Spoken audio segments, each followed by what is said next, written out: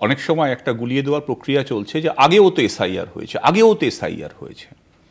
অবগতির জন্য জানাই, আগে যে এসআইআর হয়েছে তাতে ইনিউমারেশন ফর্ম ফিল আপের প্রক্রিয়াটাই ছিল না। এই সূক্ষ্ম স্যালিয়েন্ট পয়েন্টটাকে ডেলিবারেটলি অমিট করা হচ্ছে।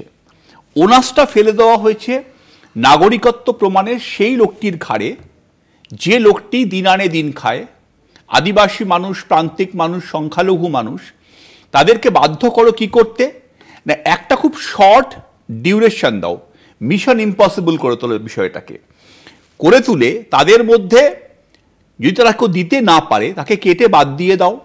যেখানে আবার ঢোকানোর প্রয়োজন, যেমন হরিয়ানাতে কি হয়েছিল, অক্টোবর 13 থেকে অক্টোবর 18-র মধ্যে 6.87% ভোটারকে অ্যাড করে দেওয়া হলো, ফেভারেবল ভোটারকে, যেটা কয়েক লক্ষ ভোটারের সমান। যাতে বলা হচ্ছে বিজেপি অলমোস্ট, এটা আমার সার্ভে নয়, একটা এজেন্সির সার্ভে, সেটা হচ্ছে ভোট ফর ডেমোক্রেসি, তারা বলছে 24টা সিটে বিজেপি ভাবে জয়লাভ করেছে।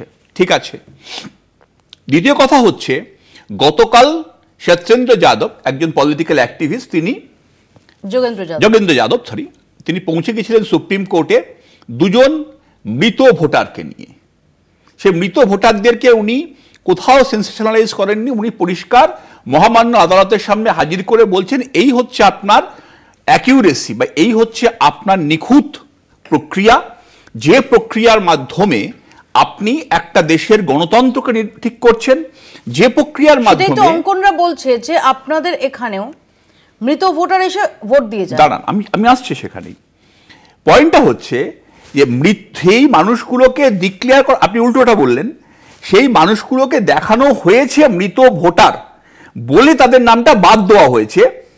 উনি তাদেরকে হাজির করে দেখাচ্ছেন লোকগুলো মরে নাই, শুধু বিজেপির ভোটার নয়।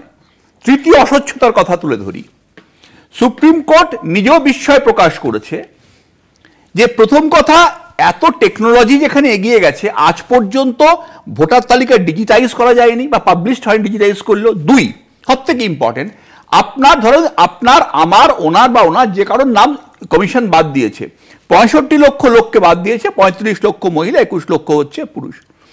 বলা হচ্ছে আপনি কেন বাদ দিলেন জানাবেন তো, আইনের বেশ কার্ডিনাল প্রিন্সিপাল কি, আপনি অপরাধটা কি করেছেন জানানো হবে তো।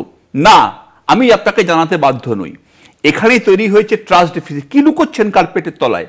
আপনি জানিয়ে দিন না 65 লাখ কেন, আপনি যত খুশি বাদ দিতে পারেন। আপনাকে তো একটা স্পিকিং অর্ডার দিতে হবে যে আমি এই কারণে এনাকে বাদ দিয়েছি বা এই নামটাকে বাদ দিয়েছি। যখনই আপনি কারণ না দর্শে বলবেন, একটা সংখ্যা দিয়ে দেবেন 35 লাখ, তখন প্রশ্নচিহ্ন উঠবেই যে আপনি সাংবিধানিক দপ্তর থেকে, কনস্টিটিউশনাল দপ্তর থেকে কন্ট্রাকচুয়ালে পরিণত হয়েছেন। কন্ট্রাকচুয়াল কর্মীরা ঠিক যেভাবে কাজ করে ঠিক সেভাবেই আপনি কাজ করছেন।